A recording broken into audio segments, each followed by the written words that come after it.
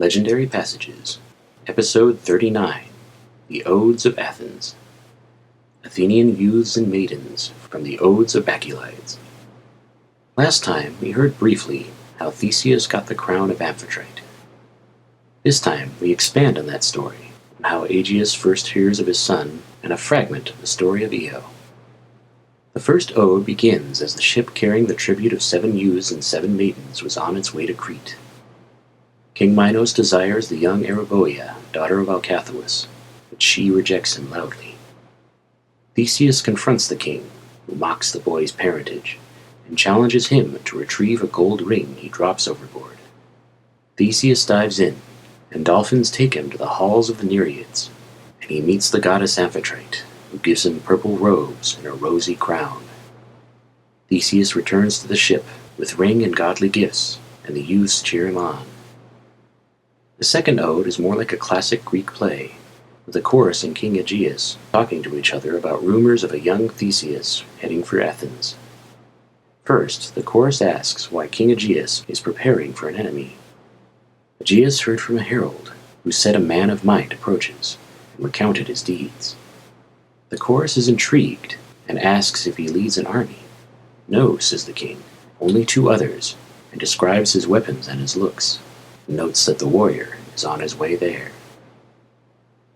The last ode is a fragment entitled Io, for the maiden who was loved by Zeus and turned into a cow.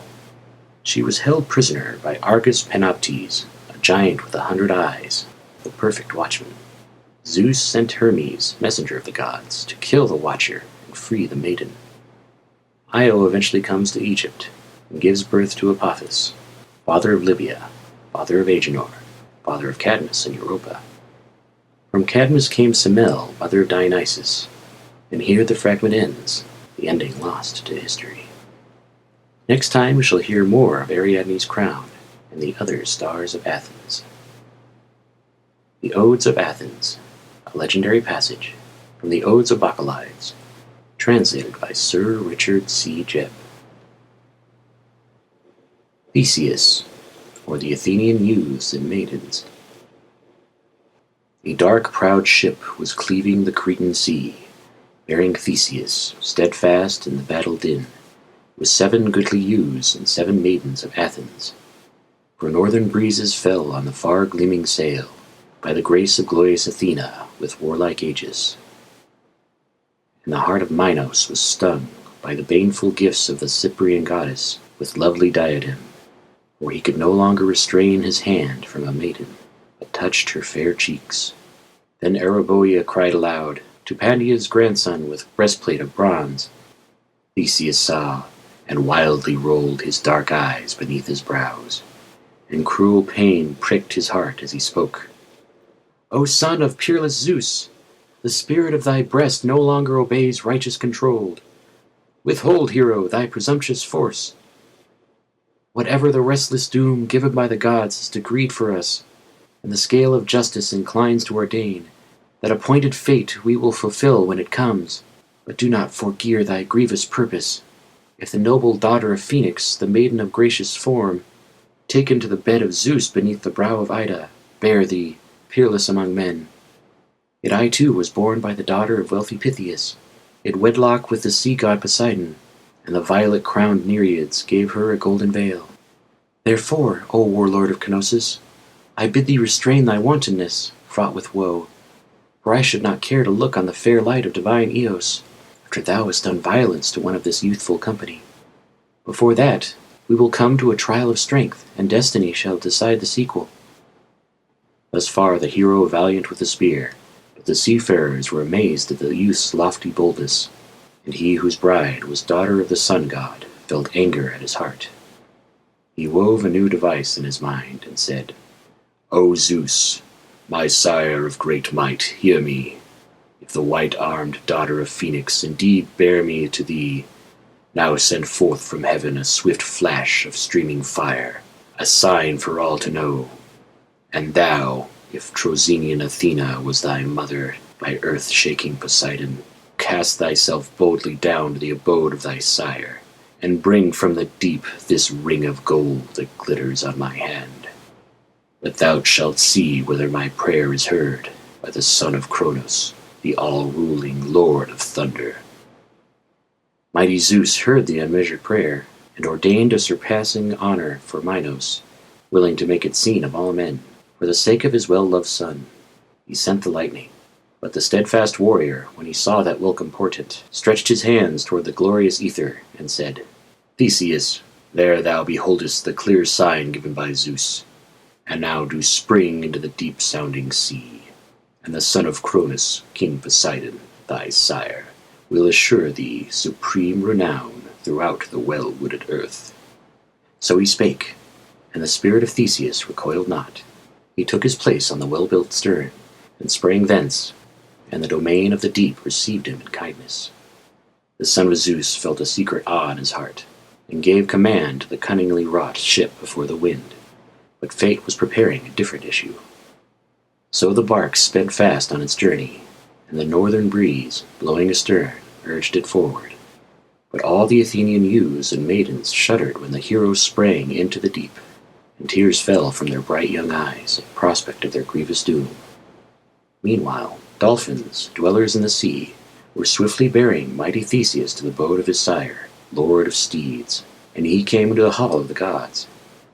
There beheld he the glorious daughter of blessed Nerieds, and was awestruck, for a splendor as of fire shone from their radiant forms. Fillets enwoven with gold encircled their hair, and they were delighting their hearts by dancing with lissom feet. And in that beautiful abode he saw his father's well-loved wife, the stately ox-eyed Amphitrite, who clad him in gleaming purple, and set on his thick hair a choice wreath dark with roses, given to her of yore, the marriage by wily Aphrodite. Nothing that the gods may ordain is past belief to men of a sound mind. Theseus appeared by the ship with a slender stern. In what thoughts did he check the warlord of Knossos when he came unwet from the sea, a wonder to all, his form resplendent with the gifts of the gods. The bright-throned Nerieds cried aloud with new-born gladness. The deep resounded. All the youths and maidens hard by raised a paean with their lovely voices. God of Delos, may the chorus of the Achaeans be pleasing to thy soul, and mayest thou give us blessings for our portion, wafted by thy power divine.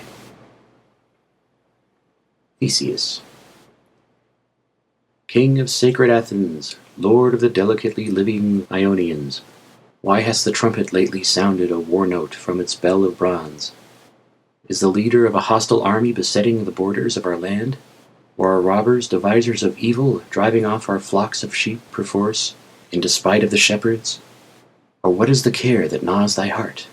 Speak, for thou, methinks, if any mortal hast the aid of valiant youth at hand, O son of Pandion and Creusa. A herald has lately come, whose feet have traversed the long road from the Isthmus, and he tells of prodigious deeds by a man of might. That man has slain the tremendous Sinis, who was foremost of mortals in strength, offspring of the Earth-shaker, the Lytian son of Cronos.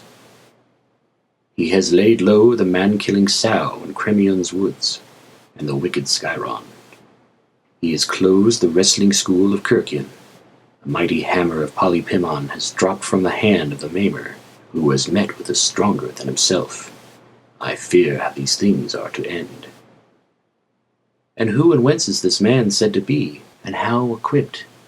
Is he leading a great host in warlike array, or traveling with his servants only, like a wayfarer who wanders forth to a strange folk? Oh, this man so vigorous, so valiant, and so bold, who has quelled the stubborn strength of such foes? Verily a god is speeding him, so that he shall bring a rightful doom on the unrighteous. For it is not easy to achieve deed after deed without chancing upon evil. In the long course of time all things find their end. Only 2 men attend him, says the herald. He has a sword with ivory hilt slung from his bright shoulders. He carries in his hands a couple of polished javelins. A well-wrought Laconian bonnet covers his ruddy locks. Around his breast he wears a purple tunic and a thick Thessalian mantle. A fiery light, as of the Lemnian flame, flashes from his eyes. A youth he is in earliest manhood, intent on the pastimes of Ares. On warfare and the clangor of battle, he seeks brilliant Athens. Io for the Athenians. 1,000 paths of poesy divine are open to him who has received gifts from the muses of Pieria, and whose songs have been clothed with worship by the dark-eyed Graces who bring the wreath. Weave then some glorious lay in Athens, the lovely and the blessed, thou Chaean fantasy of far renown. A choice strain should be thine, since Calliope has given thee a meed of signal honor. There was a time, by the counsels of wide-ruling Zeus, most high, the heifers precious in his sight, the rosy-fingered maid born to Inachus, was flying from Argos, the nurse of steeds, when Argus, looking every way with tireless eyes, had been charged by the great queen, Hera of the golden robe, to keep unresting, sleeping ward o'er that creature with the goodly horns. Nor could Maia's son elude him in the sunlit days or in the holy nights. Did it befall then that the swift messenger of Zeus slew Argus, earth's fierce offspring in combat? Or did the watcher's unending cares close his dread eyes? Or was he lulled to rest from weary troubles by the sweet melody of the Parian sisters? For me, at least, the surest path of song is that which leads me to the end, when Io, driven by the gadfly, reached the flowery banks of the Nile, bearing in her womb Alcathous, child of Zeus. There she brought him forth to the glorious lord of the linen-robed folk, a prince flourishing in transcendent honor. And there she founded the mightiest race among men. From that race sprang Cadmus, son of Agenor, who in Thebes of the 7 gates became father of Semele. And her son was Dionysus, inspirer of the Bacchantes, king of joyous revels and of choruses that wear the wreath.